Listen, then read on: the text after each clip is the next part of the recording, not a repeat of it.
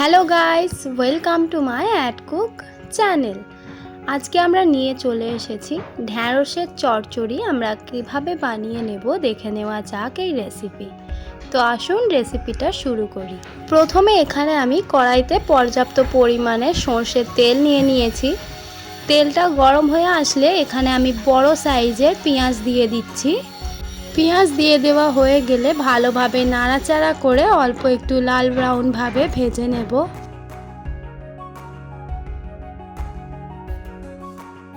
এখানে আমি পরিমাণ মতো দিয়ে দিলাম লবণ এবং আমাদের ভালোভাবে নাড়াচাড়া করে অল্প একটু ব্রাউন হয়ে আসলে আমি এখানে দিয়ে দিচ্ছি 1 চা চামচ গুঁড়ো লঙ্কা, দিয়ে দিচ্ছি 1 চা চামচ গুঁড়ো হলুদ এবং দিয়ে দিচ্ছি 1 চিমটি গুঁড়ো জিরে।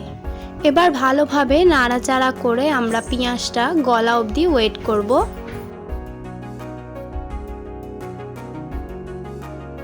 এখানে পেঁয়াজ থেকে তেল বেরিয়ে আসলে এবং পেঁয়াজগুলো ব্রাউন হয়ে গেলে এখানে আমি দিয়ে দিচ্ছি প্রায় 500 গ্রাম ঢ্যাঁড়স।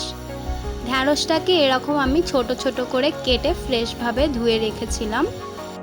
এবার আমরা ভালোভাবে নাড়াচাড়া করে ঢ্যাঁড়সটাকে পেঁয়াজের সঙ্গে ভেজে নেব।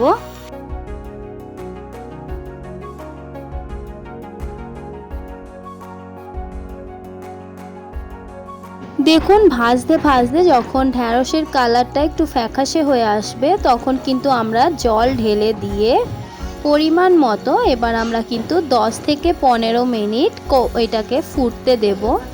15 মিনিট পর আমি ঢাকাটা খুললাম এবং দেখুন পুরো জলটা কিন্তু ঢ্যাঁড়সে টেনে নিয়েছে এবং ঢ্যাঁড়সগুলো পুরোপুরি রান্না হয়ে গেছে চচ্চড়ি। যদি আপনাদের এই ভিডিওটা ভালো লেগে থাকে তাহলে অবশ্যই লাইক, শেয়ার এন্ড সাবস্ক্রাইব করে দেবেন এবং আপনারা যদি আমার চ্যানেলে নতুন হয়ে থাকেন তাহলে অবশ্যই চ্যানেলটিকে সাবস্ক্রাইব করে পাশে থাকবেন।